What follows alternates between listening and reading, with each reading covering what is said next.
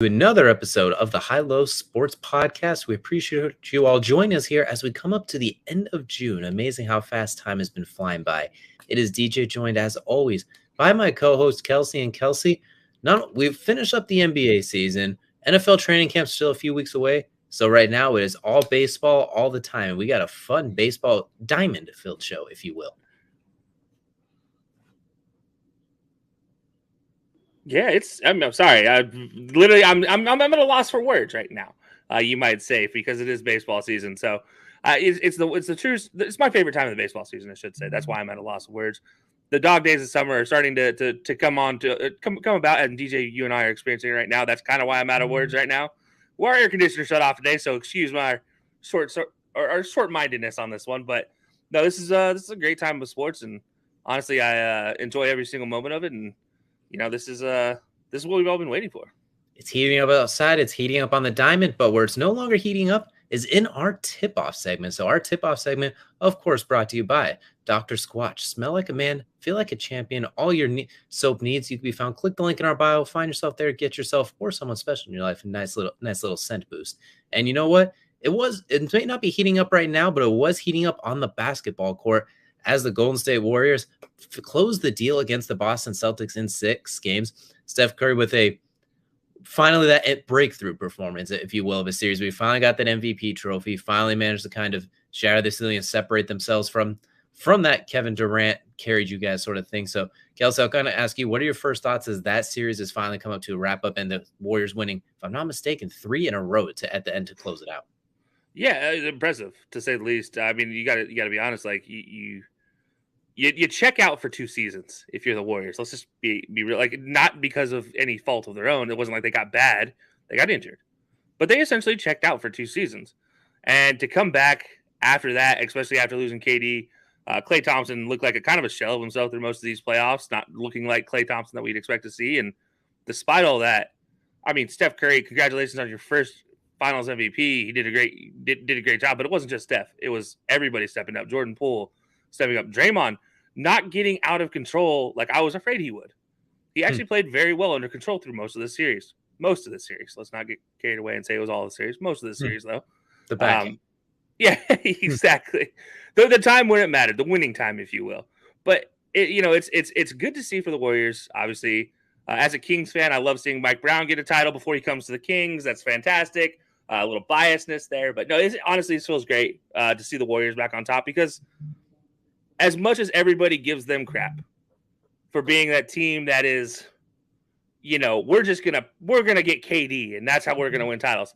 Let's not forget the core of this team was built through the draft, and in a draft that doesn't really matter for most sports. Like, don't get me wrong, I'm really talking bad about the draft. Like, I don't mean to insult it, but let's say the NBA draft, you get more guys through free agency than you do through the NBA draft most times.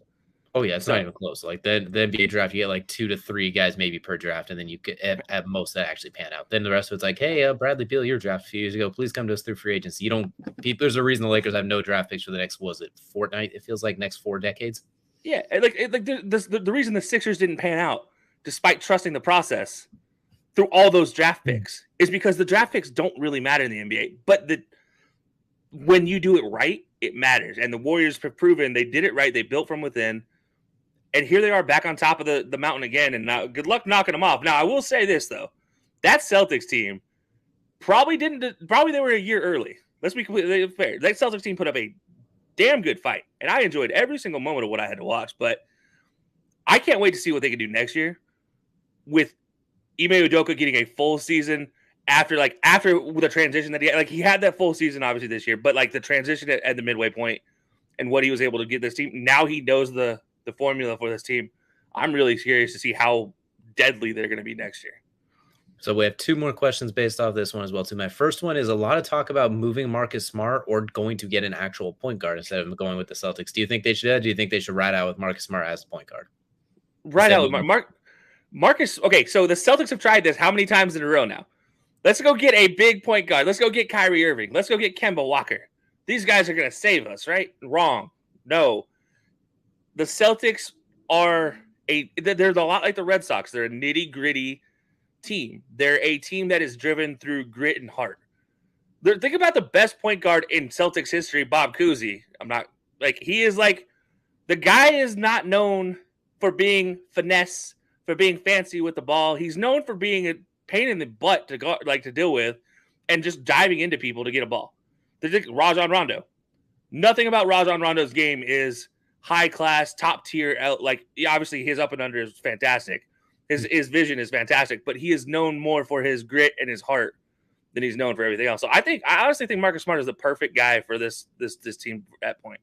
I do. It's funny you mentioned Rajon Rondo because I think he would be the perfect point guard for this team because he has all that knit and grit, the defense, but he has so much playmaking ability, the ability to pass the ball to find guys and get others involved. And I think Marcus Smart could work on that a little bit. It's not that he can't pass, he can't play make. He's just, you can tell he's not a true playmaker, I guess, in those Chris Paul, Lonzo Ball type of roles to help Brown and Tatum get their spots a little bit easier because they can ISO one-on-one, and we saw what they could do, got into the finals. But in some of those tough games, it'd be nice to have a guy that can get you the ball where you want it to get a bucket. So obviously don't get rid of Marcus Smart, but I wouldn't mind a backup point guard who's a little more in that traditional point guard-esque mold, like that sort of thing as well, too. Like, let's be fair. If they get a chance to go get Rondo, go get Rondo. I'm not gonna. If that was an option, yes, absolutely as well too. Or even like a Ricky Rubio's a backup point guard, and then you could play him and Smart at the same time. Something like that. Just a guy who's a little more traditional with passing the ball is what I'm thinking as well too. So, but as insulting as it would be to get Pat Bev out there and he would do obviously I hate to say it, but that's the type of player that does well in Boston, like as a point guard.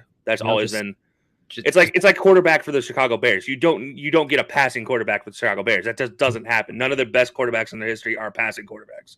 Just send Draymond Green to that team as well. So you got probably the most unlikable team of all time. He put all of that together as well too. And speaking of the Warriors, the last question we have coming out of these finals, I'm gonna pose to you because I think you'll have a kick out of this one.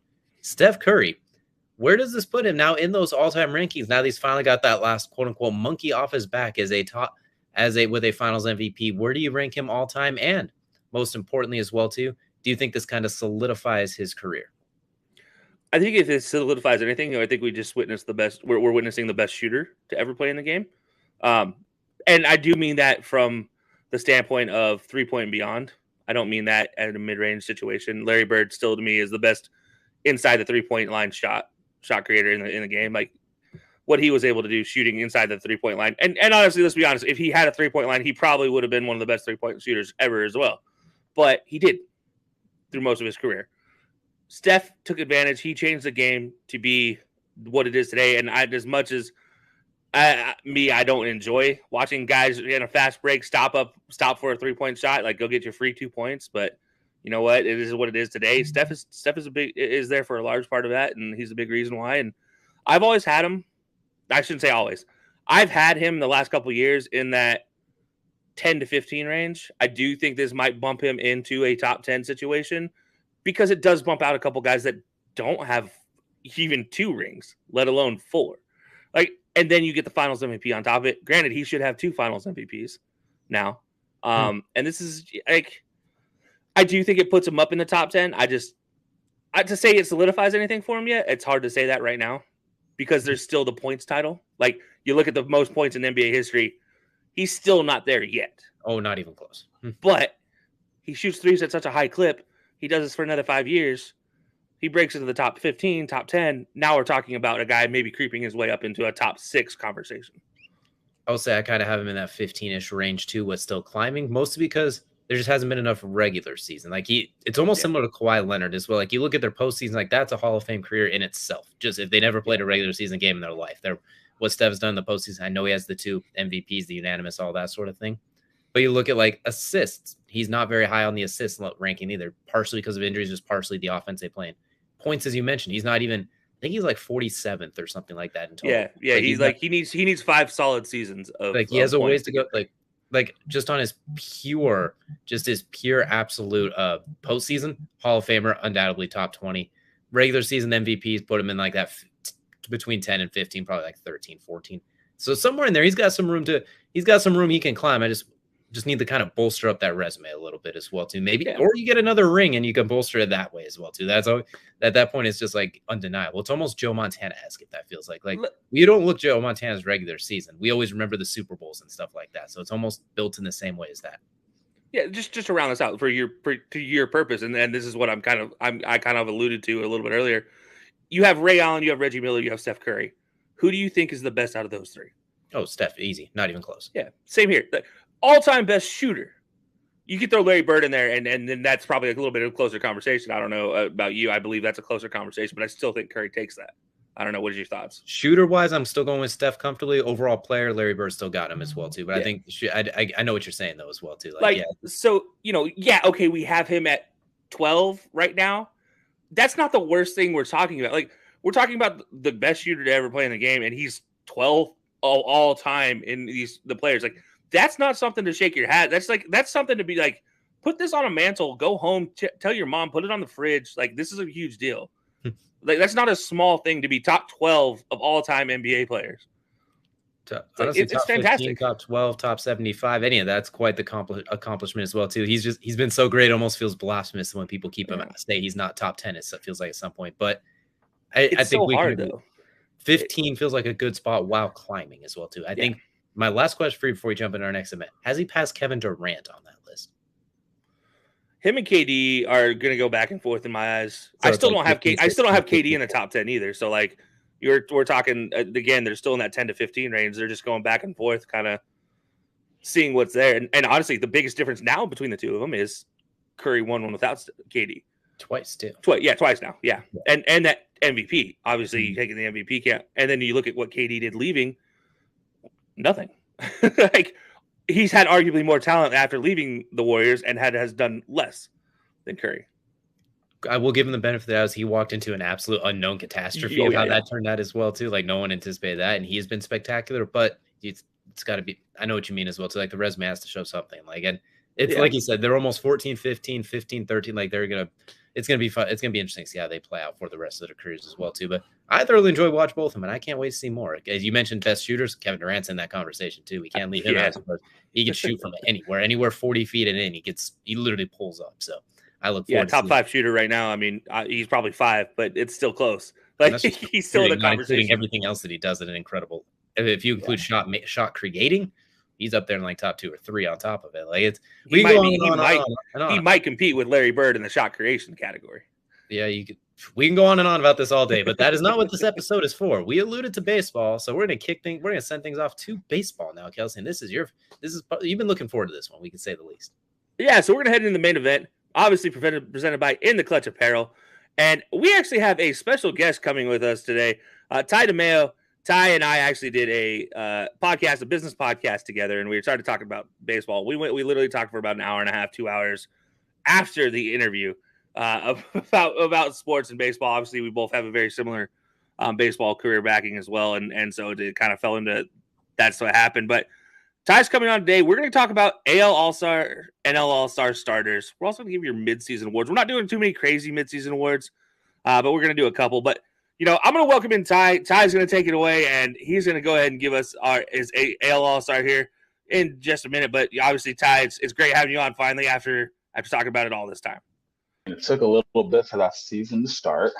Definitely wasn't too happy about that. Was MFing the commissioner for a little bit, but hey, we're back and get to watch my Yankees every day. Got to watch some watching the highlights every day has just been nice. And I don't know, it's baseball's back, and we're almost at the All-Star. I mean, how many games left? Let's see. They've had like maybe 70 almost. Yeah, but no, so awesome. So we're gonna pick our All-Star, both of our All-Star teams, so AL, NL, as well as the midseason awards. We're only going to do a couple midseason awards. We're not going crazy, but we're going to do a Rookie of the Year. We're just going to do one Rookie of the Year. We're not going to get crazy and try to pick AL, NL because there's just too many of them. Same with Cy Young. We're only going to pick one Cy Young, and then just your overall MVP pick so far. But tell us your AL All-Star team. All right, so we're going to start with the guy behind the plate. Okay, so this, I wanted to go with my preseason pickup Yankee catcher, but I thought that was a little biased going Trevino. Also, his numbers just weren't as good as this guy Alejandro Kirk, dude. He's killing it. I mean, I think he's just kind of the easy pick for everyone right now. Not easy as in like, just a throwaway pick, but I mean, dude, he's killing it. 318, 6 boombas, 22 ribbies. I mean, 880 in comparison. I mean, he's playing better than anyone. And he's mixing in the DH every once in a while. So he is getting a little bit out of that catching play. But he's going to be top catcher for a while, and I'm glad to see it because he's a little twinker. I love it, little tiny guy. Yeah, not bad for it. Not bad for a Awesome. 23-year-old too. You know, 23. He's like 4 feet tall. It's awesome. First baseman, Ty France, easy. I mean, that guy is sick. What, 320? Wild. Yeah, he's going 320, 10 bombs, 44 ribbies. Are you shitting me? 885 OPS. Like, dude, this guy, he had like what? He had like maybe, I think, a week or two where he was super, super hot. So he's probably still kind of riding on that high. But I mean, hey, I knew about him last year, and you hear about, okay, young guy is going to be kind of their guy, and then at the end of last year, they're kind of like, okay, he's kind of whatever, and then now he's swinging it a little bit, and he can pick it a little bit as well. Second baseman. All right, so I was kind of going between Luis Arez, but like he's kind of been at first, like he's been kind of all over the infield, so I didn't really feel like, and also I kind of used like the MLB All-Star ballot like pick type, and he wasn't even on there for second base. He was actually on for first base, which is also like, okay, so it looks like he ain't gonna make the All-Star team this year, at least a starter. So for second base, I had to go Andres Jimenez. The guy is sick for the Guardians. Their infield is super fun to watch. Just love watching their lineup, even though they're losing a little bit of pop, but they got some guys like what, 309. I think he's got 7 bombs. Yeah, 31 RBIs, 865 OPS. I mean, for a guy that is supposed to be a no-name, yeah, that looks good to me. So moving to that third base position, obviously I mentioned Jose Ramirez. Is that your pick at third base, or are you going somewhere else? Yeah, I was looking him or Devers. I think that's the automatic kind of two that you look at. And I mean, I chose Jose Ramirez, just one. I mean, that OPS is bonkers, right? He's hitting 1039 OPS, 305 average, dude, 62 ribbies. What? Yeah. Dude, that's one a game. Holy crap. I mean, that's your guy. Honestly, maybe even a front runner for MVP. We'll get to that conversation later, but yeah. So shortstop, I mean, for me, it wasn't really a tough one. The only reason it was tough is because he's a Red Sox, all right? And it's gonna be the Xander. 340, 6 bombs, not too much pop this year, but 31 ribbies and 902 OPS. So let me just check. Let's see. Dubs. Let's see how many doubles he's had this year. Way too many. 20 doubles, and he leads the league. Holy crap. Yeah. So his OPS is, or I guess it's 916. I think I wrote it down wrong. Dude, OPS 916. That's wild. He is just so good. He's just like pure athletic. Like his swing isn't like the most beautiful swing I've ever seen. Like he kind of has like a weird like one-hand finish. Doesn't really use his lower half as well, but he just has lightning fast hands. Guy can run a little bit, just can pick it at short. Of course, he's a Red Sox, so he's kind of a bum, but he's the man. I wish the Yankees had him. If I was no biases here, right? No biases. No, of course not. All right, so now we're moving into those outfield positions. I'm just going to say outfield in general. I don't care left field, center field, right field, but just outfield in general. Who's your 3 outfielders? Dude, if this is the All-Star team outfield for the AL, this might be like the best outfield of all time. All right, so I'm gonna put them in left, right, center, but like obviously it could be anywhere. So in left field, we're gonna go Mike Trout. Okay, Mike Trout, about 290, 18 bombs, 38 RBIs, and he's hitting 1030 OPS. I mean, that's just classic Trout. He deserves to be in the All-Star game. He's the best player of all time. Center field, Byron Buxton, 231 average, 19 bombs, 33 ribs, 897 OPS. Bam. Guy's tracking balls in the outfield. Has had a few walk-offs. Guy's just electric right now. If he stays healthy, I mean, I said it before the season started, is if he stays healthy, he is going to win MVP. Judge is obviously kind of leading that race right now, but I'm like, Buxton has always been that guy where it's like, what if he's healthy? Mm-hmm. And it looks like this could, I'm going to cross my fingers, knock on wood, but he's just good for baseball, fun to watch. And then, of course, right field is going to be Judge. I mean, 312, leads the league in home runs, 25, 49 ribbies, 1059 OPS. I mean, that is, I mean, he's had, I think, one of the top first or second best starts as a Yankee in history. And we don't have to go over the history of the Yankees. Just absolutely, everyone knows who's listening how good the Yankees are. No. Yeah. But yeah, I mean, it kind of speaks for itself. Like, the guy is by far just crushing it. It's not even close. And like, because I've been watching almost every day, it's so much. I've never really watched a player aside from Barry Bonds, right, where whenever he steps to the plate, you're just like, all right, like, I'm watching every single pitch. I'm not even taking my eyes off the screen. He's just one of those hitters, at least for this year. Yeah, I mean, I have no complaints about any of your outfielders. I mean, like, Aaron Judge, you're exactly right. He is fascinating to watch. And Mike Trout, you just know something's going to come off Mike Trout's bat at some point in time, and you just want to witness it.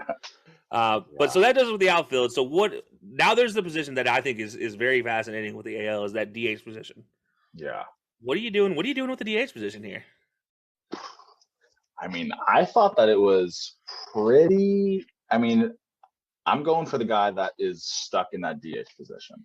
I mean, and if I'm going off of that, it's going to be Yordan. I mean, Yordan Alvarez is literally, he actually might be, this is hard to say, but like, lefty bats goes, like, he's one of my favorite to watch. Just like, he has such simple hands. Like, his lower half is fairly quiet, and he just kind of goes bat to ball, but has like a really nice like launch angle just through the zone. And it's quick, right? He's big boy, so he has to have quick hands, a short bat path, right? And it's just a beautiful thing to watch, right? I mean, his numbers, right? He's hitting 316, 18 bombs, 47 ribbies, 1040 OPS. I mean, what more is there? And he, in my opinion, he is, I mean, I guess Altuve, but like, him and Altuve, most valuable players for sure. It's not even close.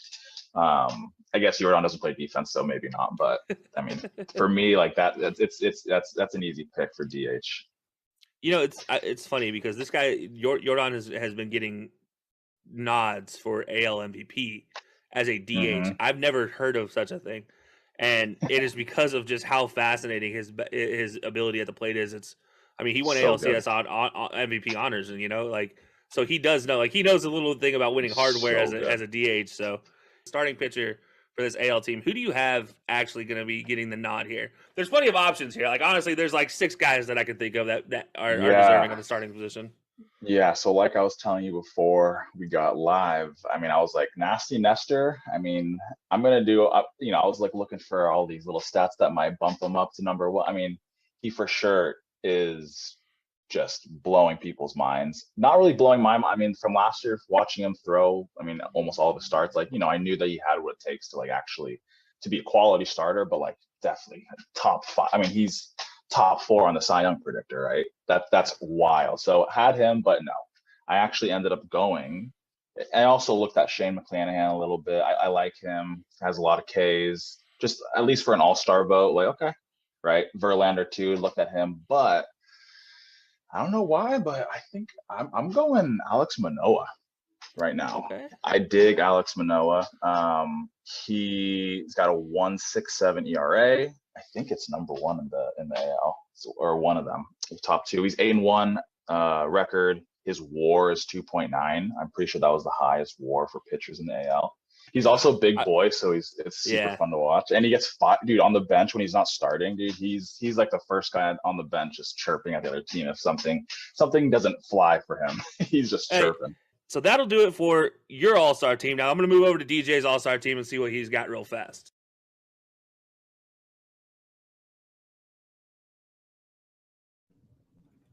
All right, yeah, that was definitely a pretty interesting list there as well too. And you know what, mine's not too far off as well too. But Kelsey, yeah, that was pretty interesting, huh? That was not too bad there. I feel like you agreed with a lot of those picks as well. Yeah, I liked a lot of his picks, and it was one of those things that as we were talking about it, as I could continue to cover my face up, man, this guy in the back, he needs to do his job better, right? Mm-hmm. But if anybody doesn't know, the joke is I'm the guy in the back. And anyways, just pulling the curtain behind. Anyways, I loved a lot of his picks. I want to go back to this one right here. Yordan Alvarez, obviously, he talks about the swing pattern there with Yordan Alvarez. I could go on and on and on about swing path and keeping it flat to the zone and putting the knob to the ball. And honestly, I know you guys saw the cuts in there. I'm not going to sugarcoat this. Me and Ty did go on originally in the conversation for about 15 minutes talking about swing path and putting the barrel on the ball. And that was a big part of why Jordan Alvarez is on his list. I understand it and I get it. It's also amazing why he's getting MVP conversations. But before I continue to interrupt everybody right now, because honestly, this is what I do when it comes to baseball. DJ, I want to go ahead and get your all-star roster. All right, so we're going to start with the AL. We're going to cruise our way through the infield to start with as well, too. So at catcher, I got Salvador Perez. A little bit of a reach there, a little bit as well, too. But when I look at what he's done on the season, he's got 47 hits, 34 RBIs to go along with it as well, too. A really solid season for him at the catcher spot as well, too. So give me Salvador Perez as the starting catcher. First baseman, Vladimir Guerrero Jr. I mean, we all know the story on Vlad Guerrero Jr., arguably a top, what'd you say, 3-4-ish player in the game right now, somewhere in that range. 67 hits, 42 RBIs, 38 runs, 17 home runs, and he's having kind of a down year, but I still think he makes his way as an all-star starter. Second baseman, Kelsey's favorite player, probably in the entire league. I went with Jose Altuve, 56 hits, 24 RBIs, 13 home runs, continues to be, whether you like him or you hate him with the whole Astros thing too, he's continued to have a very, very solid season. Third baseman, I got Jose Ramirez for the Guardians as well too. And Jose Ramirez has been, honestly, we're going to talk more about him later. I'll leave it at that. He's got 70 hits, 62 RBIs, and 16 home runs. 3.03 batting average as well too. He's been a clinic. There's nothing, I don't think there's any other way to say it. What he's doing in Cleveland might as well be similar to some of LeBron in Cleveland, the absolute show he's putting on right now as well, too. Cleveland faithful, don't hit me. It was just a comparison. Like, my point is he has been absolutely outstanding. Then at shortstop, this one, I kind of went for a little bit of a reach here a little bit as well, too. But I went with Tim Anderson from the White Sox. He was actually your dark horse for AL MVP last year as well, too.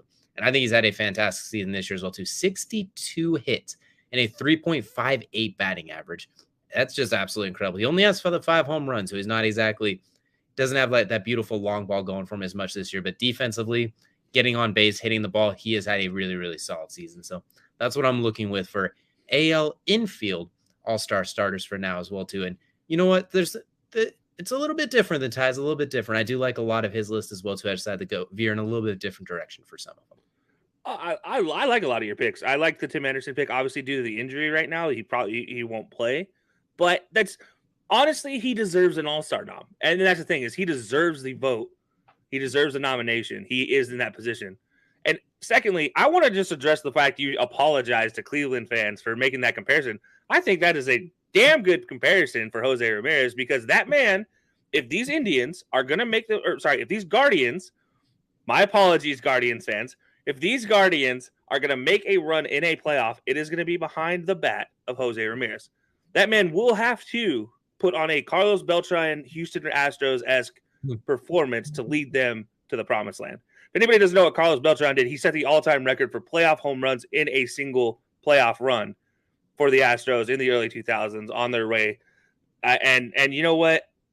It's going to have to be something like that from Jose Ramirez because these Guardians, now, don't get me wrong, the Guardians are good. I have to go back to Ty's list, and he actually had Andres Jimenez as his AL second baseman. And again, and that's one that if you told me before the season, I probably would have laughed at you. Like no, that's but legitimately in the last 20 games, he has been absolutely out of this world. And Jose Ramirez, again, in the last 20 games, leading these Guardians yes. Sorry, I just had to get that out of the way because Guardians fans should be appreciative of Jose Ramirez and appreciative of 100%. I'm thinking I'm not putting him in that LeBron category. I'm saying he's playing like LeBron with how he's carrying that young team on his back, how he's doing it as well too. Has been absolutely sensational. So the LeBron faithful don't come after me. Cleveland, you got yourself, that's your ace in the hole right now as well too. While their football situation plays itself out, we'll leave that as it is right now. Jose Ramirez is your guy. Everyone focus on that. And the team that is first place in the AL Central right now as well too, on top of it, behind that bat. So definitely looking forward to that. But we'll move now into the outfield I have on my list as well too. And first one I have is I also did the same as you. I just picked the 3 outfielders. I didn't specify right, center, left. First one I got Aaron Judge. Literally, what more do you need to say? I mean, arguably the best player in baseball as well too. It seems like every time he's up to bat, you are on the edge of your seat as well too. 300 batting average, 25 home runs, 75 hits, 50 RBIs. He's just continues to be incredible. And then it feels like he is the next one. He's got next as far as that line of Yankee greats throughout the years. It feels like they always have like that great player that comes down every handful of years. I feel like he's got next and he's got present as well. So if he's not already passed. So Aaron Judge, easy vote. Speaking of easy votes, let's get even easier and let's go with Mike Trout as the next one I have as well too. 21 home runs, 64 hits, 43 RBIs as well too. Not to mention what he does defensively in the outfield, which is honestly, arguably, you could say is his best asset. As good of a hitter as he is, as good as he is at stealing base and everything else he offers, the fact that he is so good in the outfield makes him basically a shoo-in on this list for me pretty much every year until he falls off the cliff or until he retires. So give me Mike Trout out there as well too. And you know what? The Yankees, the best record in baseball at the time of this recording.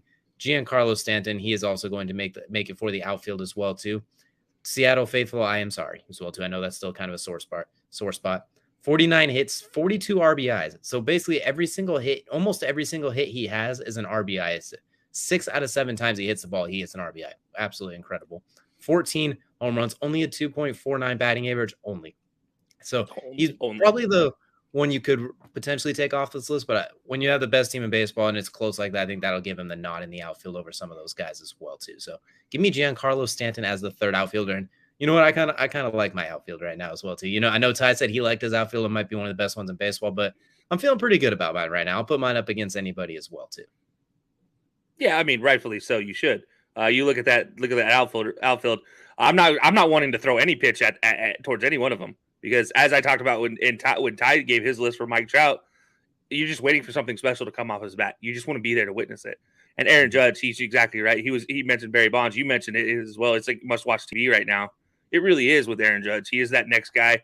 He has a lovability of a Bernie Williams for Yankees fans. If you know, you know. But he has the popularity of a Derek Jeter, and he has the hitting prowess of, honestly, guys that have never been talked about before. And there's there are countless Yankees that have had power. Like you talk about Murderers Row and everything, but what Aaron Judge does is so naturally gifted, and obviously it helps. He's a giant monster of a man, but he is fascinating to watch. Talk about a guy that right now leading vote getter in the AL. They just released the stage 1. So actually, 2 of your picks are top 2, and you and Ty both picked Mike Trout and Aaron Judge, the top 2 vote getters in the outfield. Giancarlo Stanton 4th. He picked Byron Buxton, who's 6th. Ironically, I picked the guy who's 3rd when I get to my list in outfield. But yeah, so we cover all the bases there. So you can see why we were picking who we are. But I like your outfield. Like, there's no complaints for your outfields at all. Maybe Giancarlo Stanton. I do want to point out as well too. You mentioned how good of hitters they are. I threw in a little bit of the defense as well too, like when they actually play in the outfield as well too. I took that into part of like when I see him like good luck hitting it over Aaron Judge's giant self, and good luck hitting it so Mike Trout can't outrun it and take it off of the wall like he has done throughout his entire career as well too. Obviously, it's an incredibly small part of it, but that was my little push over the edge, if you will. That was the tiny little thing that helped me make the decision as well too. So now go into the last part of my AL one, designated hitter. I know we're kind of loose with it. I know he's listed as a designated hitter this year, but he hasn't always been. But I'm going with JD Martinez of the Red Sox. Continues to always find a way to get the hits. I mean, 76 hits, 30 RBIs, 8 home runs, 338 average. He's been really sensational in this DH role for him as well too. And then pitcher, I'm going to go with Paul Blackburn from the Oakland A's. Obviously, the A's aren't exactly lighting the world on fire. They're pretty good, but they're not that great. But Paul Blackburn has definitely been the bright spot for them as well too. I mean, 2.26 ERA as well too. He's honestly been really, really good. Average innings pitched, he's been really, really good as well too. He's not just like pitching 1 or 2 innings and being gone. 3 home runs given up on the year as well too. 18 earned runs. He's been awesome so far this year. So give me Paul Blackburn as the starting pitcher as well. Even though he's from an A's team that may not make a lot of noise, but I think it's going to be it's not going to be his fault by any means. Yeah, no, this is again, JD, Martinez might be the one I take off your list, but that's purely because I think there are better options at DH. Ty picked Jordan Alvarez. I picked somebody different as well, but JD Martinez isn't a bad option. You mentioned 330, 23 doubles. I mean, he's not a small human being, and he's doing this, and that's the thing I love about JD Martinez's game. He's a base hitter. He's a guy who gets the ball in play, moves runners, gets RBIs that way. He doesn't have to hit a home run every time. Mhm. And that's what I think fascinates me about JD Martinez. I love his game. But I'm going to play popularity contest when I get in my DH conversation as well. But I do like your pitching selection. I do like the idea it's a local California kid pitching in LA for the LA All-Star game. So I do like that. Like pick somebody from a California team. I've always loved that. Again, I pick somebody different, but there's a reason why, and we'll talk about that. And of course, every team has to be represented somehow as well. So you got to get an Oakland A player in there somewhere. Why not pick arguably who's the guy who's been playing the best pitcher in baseball on top of it as well too. Just to hammer home my point on JD Martinez as well too. He has struck out 60 times compared to 76 hits, compared to a guy like Giancarlo Stanton who has struck out 61 times compared to 49 hits as well too. So the bang for your buck with JD Martinez as a designated hitter, I think he has definitely played out for that as well too. I agree with you too, Alvarez. If we're gonna pretty swing. Game over. Like the ability to connect with the ball, all of that as well too. But Jay Martinez in this designated hitter role, I was pleasantly surprised. I wasn't sure how he had transitioned to it from an outfield role, but no problems for him. He's got it when he doesn't have to worry about fielding. He finds a way to connect. I'm glad they decided to make him a full-time DH in Boston. I hate him being in the outfield. He belongs at first or as a DH. Do not put him in the outfield again. That was a miserable experiment. But I definitely do like your list. I like obviously both yours and Ty's list in a lot of ways, and you'll see a lot of similarities on mine. So I'll just get right to it. I'm gonna pull the Band-Aid off and just get right to it on this one. Starting with that catcher's position, I went Alejandro Kirk as well. This is a guy before the season. If you had told me he's an all-star conversation, I'd have laughed at you again. But at the end of the day, I can't deny what he is doing right now. It is absolutely fantastic, and it continues to be fantastic. And I'm gonna reward a guy for a fantastic season, and you'll see that with another one of my picks here in just a minute. But number 2, first baseman, you mentioned him earlier, Vlad Guerrero Jr., top 10 power hitter, probably top 5 power hitter, scariest hitter you don't want to face. Is he makes a connection with the bat on ball that is just ungodly as far as the sound. As soon as it hits his bat where it's going, and it's fantastic to watch. He definitely is the apple from the tree of his dad, maybe even a little bit better at the plate than his dad is. Doesn't swing after things that bounce in the dirt about 10 feet in front of home plate like his dad did. But then again, his dad did send that for a home run. So what do I know? However, joining him is one of his teammates, in my eyes, is Santiago Espinal. Espinal has been having an absolute barn burner of a season, sitting at 32 RBIs, 20 walks, 5 home runs, 27 runs scored in 69 games played this season. This kid is out of I believe second right now in voting at the second base position. And I honestly, second behind only Jose Altuve, who, by the way, I don't hate Jose Altuve. I hate the conversation, the fact that he got off scot-free. I hate that part of it. But yeah, so Santiago Espinal here, fantastic. I actually have multiple Blue Jays on this team, and because I do think the Blue Jays are a scary team. I do think they have a lot of quality players. So there's 2 Blue Jays. I do have more coming up. Third baseman, we're all unanimous here. Jose Ramirez, third baseman. I don't need to say more. Guardians, keep paying this man as long as I'm wearing a Guardians hat for Jose Ramirez right now. Please, dear God, do not let this man go. Please. At shortstop, though, the long-haired legacy, Bo Bichette, number one shortstop right now in the AL. I won't say NL because there's a whole nother conversation that I don't want to have because I don't want to pick between the 2 guys. But Bo Bichette right now, in my eyes, number 1 shortstop in the AL at this time, mostly because of Tim Anderson's injury. If Tim Anderson's healthy, this is a much different conversation in my eyes because I don't think Tim Anderson slacks off statistically. And that's a big part of it. So that's my infield. DJ, what's your thoughts? I like it, honestly, as well. I'm glad we all agree on the Jose Ramirez one as well, too. I'm glad to see that. And I'm glad we agreed on the Vlad Guerrero as well, too. Santiago Espinal, I can't really argue it. I was trying to think. I wanted to be like, blasphemy. I was ready to just be like, how dare you? But I didn't really have a whole lot there as well, too. Alejandro Kirk, I thought that was very interesting because Travis Denard has been kind of high on that list for a lot of people as well, too. I mean, I was kind of surprised you decided to go with Alejandro Kirk as well, too, but not in a bad way. Don't hate on Travis d'Arnaud. I mean, he is still he might come in my NL roster. He might come in my NL roster. Or not? Sorry, I meant exactly that. No, I know. I know. Salvi and honestly, there's a lot of catchers that I could put up in this catcher conversation. Alejandro Kirk is just honestly, it's more of just like a surprise. Like he's been the flash of the pan this season, and that's kind of why I liked him. give me some spice to my life. Like I can't pick everything normal. Yeah, we'll see though. I mean, there's still some more to go here as well too. So go and break down your outfield for us now as well too. Now we got to take a look at your infield. Yeah, I'm going to skip through these two real quick and in a hurry. Aaron Judge, Mike Trout. Don't need to say anything more. We've already talked about it. Aaron Judge probably MVP front runner behind Jose Ramirez in that conversation. Mike Trout, fantastic. George Springer, after a very slow start for the Blue Jays, has worked his way back up here. And then we all cannot forget this is a popularity contest with the fan vote. Let us not forget that does play a part. So despite he's not the most popular person in some parts of the U.S., he's in Canada. Canadians don't care. They're going to keep picking the Canadian players. And honestly, there's not a better one right now. George Springer is a fantastic player.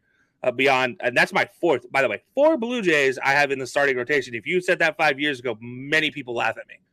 Probably laugh me off my podcast. I would no longer be on the podcast. Ago, really? I mean, shoot. Yeah. So obviously, I do have hopes for that as well. And I'm just going to go and knock these two out while I'm here. DH Shohei Ohtani, LA DH. He's an LA. He's an angel. Honestly, it's Shohei. Everybody wants Showtime. Please, dear God, give us Shohei Ohtani in LA, in Chavez Ravine, hitting bombs in the bottom of the third. I want to see it. Actually, probably be the top of the first because that's where they're going to put him. And starting pitcher is the ageless wonder, the robot that is Justin Verlander. I'm still waiting for him to unhook his arm from the robotic carcass that is his soul and put it on a wall and be like, this is the Hall of Fame. Because somehow gets better. He gets Tommy John surgery at 39 years old, comes back, picks up miles per hour on his fastball, and throwing more accurate and faster than ever before. Doesn't make sense. So I got to give it to Justin Verlander right now, who may be in our conversation for Cy Young. May. But we'll have to see on that. He might just be. And I like how you mentioned that as well, too. He is somehow getting better with age. Almost, I don't want to say Tom Brady-esque, but in the same way where he has not had the fall off and he thrown that surgery, too. So I love the Verlander pick. But you know what? For the sake of time, I like a lot of your list as well, too. You can never argue with Shohei Ohtani. So let's go and jump into the NL now as well, too. This one should be, I think this will be a fun one. Yeah, so we're going to go ahead and get started with Ty real fast. We might skip some of Ty's answers. We'll have the picture up here, but we might skip some of his later answers just because of time's sake. So, guys, we'll keep you up to date. But Ty's going to go ahead and take us away with his NL roster. Behind the plate, starting for the NL team is going to be Wilson Contreras. I mean, 12 bombs, hitting 276, 26 ribbies, 924 OPS. I mean, the OPS kind of speaks for itself. I'm pretty sure he was like 100 points higher than any other catcher in the National League. So, I mean, I don't usually just focus on OPS, but like when you're that much higher than everyone else, it's going to be that. First base, easy pick for me. Some people might be in between, but I'm going Goldschmidt all the way. 3-4, dude, he's hitting 344, 344, 16 bombs, 56 RBIs, and a 1057 OPS. And the guy could play defense. He's a leader. That's a guy that you want to see starting on that NL team. Second base, one of the most entertaining players in the league, Jazz Chisholm, 242 average, 13 bombs, 44 RBIs, 829 OPS. And I mean, when you think of an all-star, I mean, that guy is an all-star. Like just the way he kind of holds himself, he is the spark plug of the Marlins. That guy deserves to be on like a big stage for sure. At third, I think this is easy as well. Got Manny in there, Machado, hitting 330 pretty much, 11 bombs, 44 ribs, 934 OPS. I mean, this team can swing it a little bit. If this National League infield becomes an actual all-star team, bam, this team can swing it because I'm also adding Trey Turner at shortstop. 304 RB or average, 8 bombs, 47 ribs, 835 OPS. I mean, if that was a real team, well, that would be that's one of the greatest teams of all time. So whammy. I like that. I'm especially a big fan of Jazz Chisholm. I've always been a Jazz Chisholm fan. Fun fact, their single A team is actually based in Missoula, Montana. At the time, they were Missoula Osprey. I was selling shoes at Champ Sports, and every Saturday, a guy by the name of Jazz Chisholm would come in and buy his J's from us every Saturday. No. No joke. So he was staying with the host family up there, and they were big Jordan fans as well. So he'd come in with them, and obviously, being a young kid with money at the time, 18, coming up with all this, money that he never had before. He's like, all right, I'm gonna go buy shoes every weekend. So, shout out if Jazz ever watches the show. Shout out to you, Jazz. Don't forget us when you make it big. Yeah, Is when he's all I 100 ask. millionaire. Yeah, but no, I obviously love Jazz Chisholm. I've picked him up every year he's been in the bigs. Even before he was in the bigs, I was like, he's coming in, like he's gonna make his way into the team. I'm getting him on my fantasy team now. It's paid off every year. So much Um, swag. I love it. oh, absolutely. And then I do love the Paul Goldschmidt pick. Just going back to finally getting Goldie back in the All-Star game. Like 6 straight years with the D-backs, goes to the Cardinals. If he makes it, this will be his first time with the Cardinals, which is shocking. Like, Yeah. still one of the best first basemen in the league. Just somehow Freddie Freeman and Anthony Rizzo, those couple years are just like, we're going to take over the mantle. Sorry, bud. Yeah. I mean, he always starts off slow too. That's kind of his thing. So, he usually finishes the season with great numbers, but that first half is just always kind of ass a little bit. But this year, he's figured it out, so it's good. And I do find it funny with the shortened spring training and everything. So that's interesting. Yeah, I do find it funny though that your shortstop being Trey Turner, right, third baseman being Machado. Obviously, those two never had a chance to play with each other as a Dodger. But ironically enough, it is one of those things like two guys that they're both picking up for their other teammates, slacking this season. Trey Turner obviously has been well on his way to this height, and then you look at Manny Machado, he fell off in that first year in San Diego, and this year with no Fernando Tatis, you're just like, well, is he going to be able to hold it up? And just put the team on my back, baby. Like he got thick when he moved out west, and it worked out, and he's able to hold up that entire Padres organization. Yeah, I mean Trey also 13 stolen bases. I think he's like top 2 or 3. Yeah, maybe him and Jazz are both up there actually. Jazz too. Yeah, I didn't even look at Jazz. I'm sure. Love it, and love that the big stealing is coming back in baseball a little bit. It's good to see. Thank God. Bring me small ball. I was always the big guy in the team. I don't care. I would still love small ball. Like it was the one thing I couldn't do on a field, so it's like I want to watch it.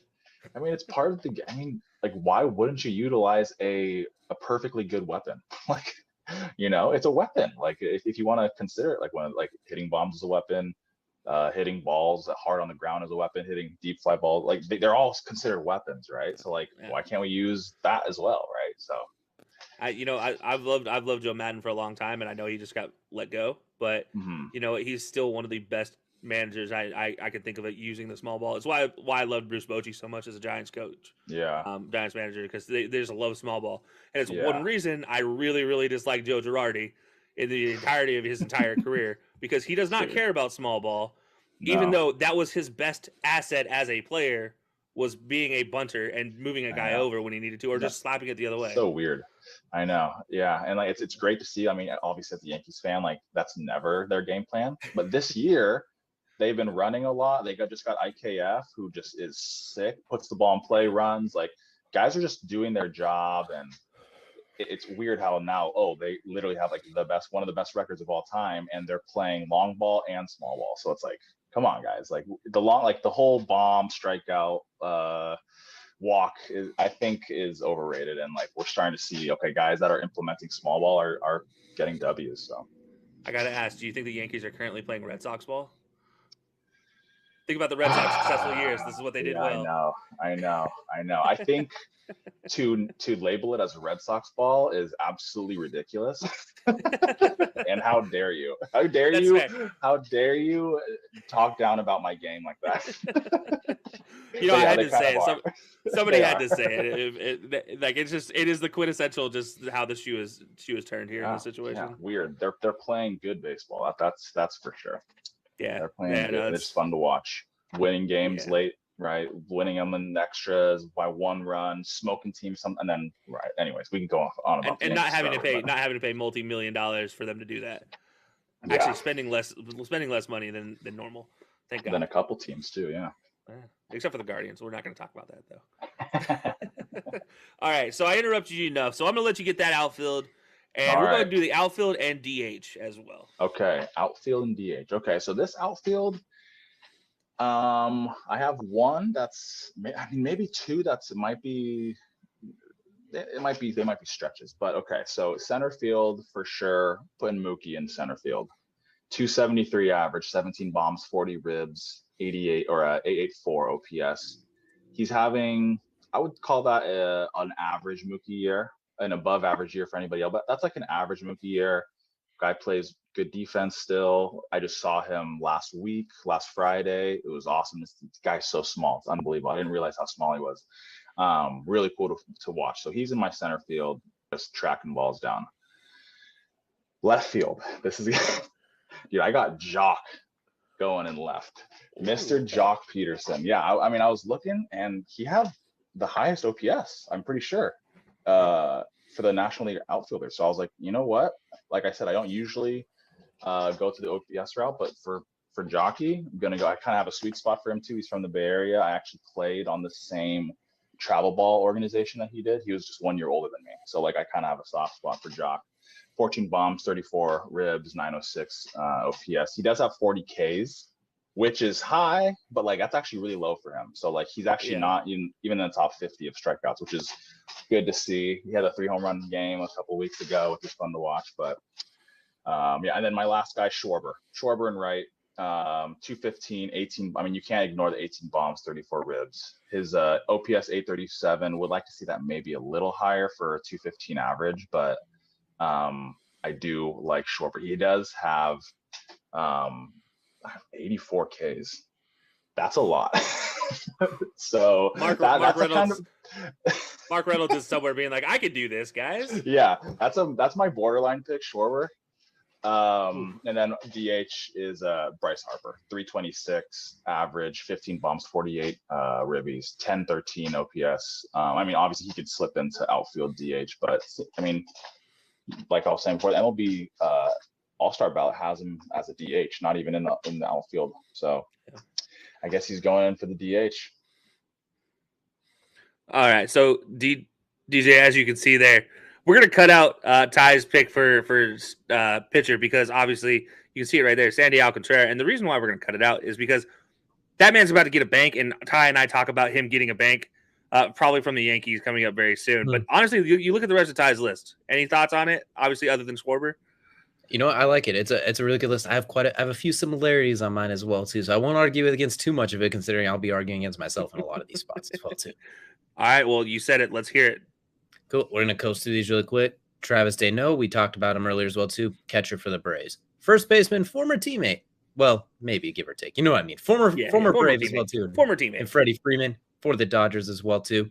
It's been a little bit of a down year for him, but he's still been really, really good. Chaz Chisholm, you heard Ty talk about him. I was at that Champ Sports too as well too. So a little soft spot there. Third baseman, Manny Machado for the Padres. Everything you mentioned. No Fernando Tatis. He's been absolutely sensational. His numbers are through the roof. For shortstop, I got Francisco Lindor, also as well from the Mets. Outfielder, Mookie Betts, same thing. I have Juan Soto as my other outfielder in the same vein as Mookie Betts. A down year for Soto, but a pretty good year for everybody else. And then I also got your boy Jock Peterson as the other outfielder. He's been absolutely incredible. DH, Bryce Harper. Not a whole lot else for me to add there. The DH is a perfect fit for him. Pitcher, I got Pablo Lopez from Miami as well too. I think he's had quite the start to the season. I think he's earned a spot to potentially be an all-star starter for pitcher. You know, I find that interesting there. You guys both went with Miami pitchers. Obviously, he went Sandy Alcantara. You went Pablo Lopez. Very intriguing right there that you both go with Miami. Just for the sake of it, you guys both have 2 Miami Marlins on your picks. So it's very ironic there. They got to make it as well too. Nobody's watching the Marlins, but they are pitching really, really well. Yeah, no, they really are. And Pablo Lopez, obviously, Sandy Alcantara, fantastic pitchers in their own right. I've liked both of them. I have both of them on a fantasy baseball team as well. So obviously, a lot of similarities here again for my list as well as you'd expect. So just to run through it right here, I will more point out some of the differences though. Obviously, Travis Arnaud, yes. Paul Goldschmidt, obviously talked about. Jazz Chisholm, talked about. Manny Machado, we talked about him. Francisco Lindor, we talked about him. This man's a little different though. Ronald Acuna Jr., obviously for the Braves, coming back and looking absolutely fantastic. Number 2 vote getter in the outfield right now, behind only Mookie Betts. And then Jock Peterson as well. I did put him in there just because I could not figure out anybody else to replace him because he is having that good of a season. It kills me to admit it. I hate it, but he is. And then my starting pitcher is actually a Dodger starting in LA, and honestly probably is going to win the Cy Young this year if he continues doing what he's doing, and that's Tony Gonsolin having an absolutely lights-out season right here. So like I said, most of my stuff all the same as everybody else's, but I have a couple differences there. But I'm really looking forward. If Jock Peterson goes to this All-Star game and starts, I want to see him start in Chavez Ravine against the Dodgers that more than happily kicked him out of LA, and I can't wait for that moment. One can only dream, right? The dream. Let's hopefully make it come true as well too. Well, we got both of our lineups on, but we still got some hardware to hand out too, really quickly. Yeah, so we're gonna do this one real quick. Unfortunately, I can't get to Ty's video that we don't have time for that one, so I'm gonna run through Ty's list real fast. We talked about Aaron Judge. Aaron Judge is his MVP pick. Plain and simple. He has talked about it ad nauseum. I don't disagree right now. He is a very good midseason award pick. And I mean, look, my AL MVP, if I had to pick between them right now, probably would be Aaron Judge. I'm going to agree with Ty on that one. His Cy Young, though, Clay Holmes out of New York. Very interesting pick. 5th right now in the Cy Young rankings. Very, very talented young pitcher for the Yankees, though. One of 4 Yankees that is on this list for potential Cy Young winners right now at the midseason. My pick, though, is actually a Yankee, but it's not that Yankee. I actually have Nestor Cortez. Fun fact for you guys, AL in the AL situation. And his rookie of the year is from the Houston Astros, Jeremy Pena. His reasoning for Jeremy Pena is because at the beginning of the season, if you'd ask who that guy was, Ty didn't know him. And Ty knows a lot of different young kids. Goes on to talk about why he thinks Jeremy Pena is a talented individual, mixed just with his Jose Altuve-esqueness. He had a lot of shoes to fill with Carlos Correa leaving, and he did so and has done so wonderfully. And obviously, that is a big reason why Jeremy Pena is the rookie of the year. And actually, he's not the only one that has Jeremy Pena at the number 1 spot in the rookie of the year for the AL. He actually had, like, the entire MLB has him as the number 1 ranked AL rookie of the year. So totally understand that one as well. And then just as a DJ, I'm gonna let you go ahead and knock out your awards real quick. Cool. We'll go and make this quick. Rookie of the year, I got Julio Rodriguez, outfielder for the Mariners. 18 stolen bases, 70 hits. Fantastic young player coming up as well too. Cy Young, you mentioned him earlier, the ageless wonder, Justin Verlander himself. Absolutely incredible. I don't know how he does it, and I think the way he does it, I think he's going to keep doing it as well too, because he shows no signs of wearing down. MVP, we alluded to it earlier for the AL. I'm going with Jose Ramirez, third baseman, Guardians. We went over his stats earlier. They're first in the AL Central behind him. It's almost like what John Morant and the Grizzlies were doing in basketball. A young team led by a young superstar. There's no other way to say a superstar. So give me Jose Ramirez as the early mid-season MVP for the AL. But the question is, can he keep it going for the back half of the season? Yeah, and that kind of brings me to my point about Aaron Judge. Aaron Judge obviously requires to be healthy for the rest of the season for it to be successful. And I mentioned that to Ty when he makes his Aaron Judge pick. He's like, don't tell me that. Don't tell me that. But it is one of those situations that it is a question with Aaron Judge. Jose Ramirez, not so much. He's healthy pretty much all the time. I've given my AL MVP. Obviously, I'd probably lean Aaron Judge. AL Cy Young, Nestor Cortez. I'm not going to give my AL Rookie of the Year because who cares about him? Everybody has their opinions on the AL. Nobody has an opinion on the NL, though. So I do want to give an NL Rookie of the Year. And this guy is 6'7" playing shortstop, and he runs faster than a gazelle could hope to ever run. This man is O'Neal Cruz, and if you have not watched O'Neal Cruz play yet, please turn on this man's tape. At 6'7", it is just absolutely insane to watch this dude. There's no bloopers over the shortstop anymore. There's not that drastic jumping. And if he jumps, he does jump about 14 feet in the air with his arm stretch. It's insane to watch. Got thrown out at third last night trying to make a double, a triple. To be fair to him, it's okay. You're going to get thrown out at third more often than not. But you know what? You're probably going to be safe half the time, too, with his speed. He's a fun one to watch. And I also will throw out NL Cy Young, Joe Musgrove.